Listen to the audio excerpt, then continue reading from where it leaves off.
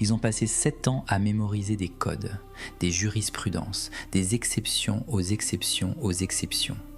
La machine a ingéré l'intégralité du droit mondial en quelques semaines, et elle facture 3 $ de l'heure. Harvey AI, 11 milliards de valorisation, 100 000 avocats utilisateurs dans 60 pays. Thomson Reuters a racheté son concurrent Casetext pour 650 millions. LexisNexis a intégré Claude d'Anthropic directement dans son moteur de recherche. Une recherche juridique complète, moins d'1 minute. Avant, tu facturais 1 heure. Evenup rédige les lettres d'indemnisation à 10 000 dossiers par semaine. Darrow parcourt des millions de documents publics et a déjà identifié 15 milliards de dollars de litiges avant même que les victimes en aient entendu parler. Goldman Sachs a sorti le chiffre.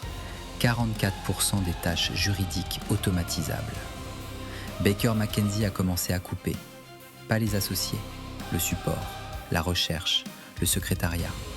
Entre 600 et 1000 postes en citant explicitement l'IA. La base, toujours la base, d'abord.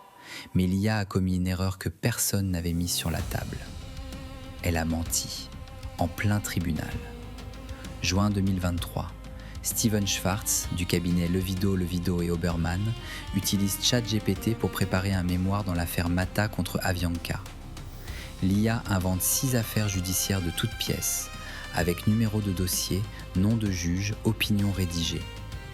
Quand le juge Kevin Castell demande les sources, Schwartz confirme que les affaires existent. Elles n'existent pas. 5 000 $ d'amende et une ordonnance envoyée au juge dont les noms avaient été inventés. C'était le cas fondateur. Personne n'a retenu la leçon. Janvier 2025, Morgan & Morgan, l'un des plus grands cabinets spécialisés personal injury des États-Unis. L'avocat Rudwin Ayala utilise la plateforme IA interne du cabinet pour préparer des motions dans l'affaire Wadsworth contre Walmart. Il tape « Add Federal Case Law from Wyoming ». L'IA obéit. Elle invente 8 affaires sur 9. Aucune vérification. 5 000 $ d'amende. 3 avocats sanctionnés. Septembre 2025.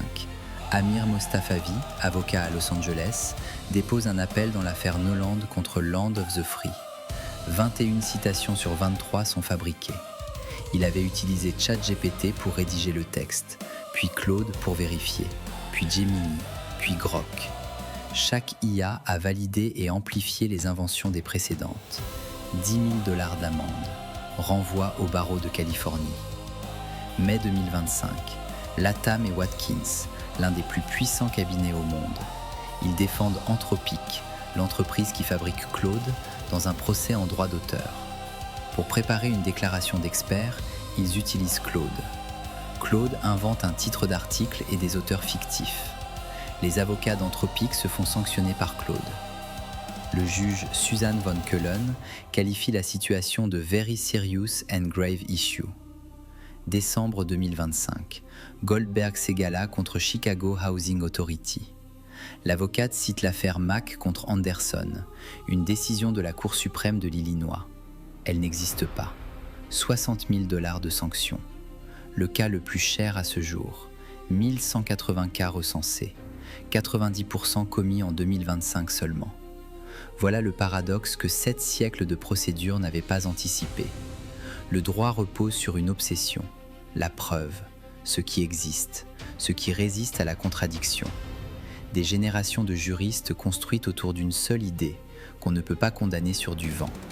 Et on a lâché dans les prétoires un système qui invente des preuves avec la même autorité qu'il en cite de vraies, sans hésitation, sans honte, sans conscience de mentir, parce qu'il n'a pas de conscience du tout.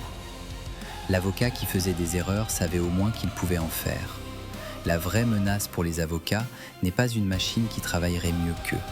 C'est une machine qui hallucine avec l'aplomb d'un témoin assermenté, qui forge des preuves avec l'assurance d'un greffier, et qui, le jour où le juge retourne la salle, laisse l'avocat seul face à l'amende. Ils ont externalisé le travail, ils ont gardé la responsabilité. Abonne-toi, la suite arrive.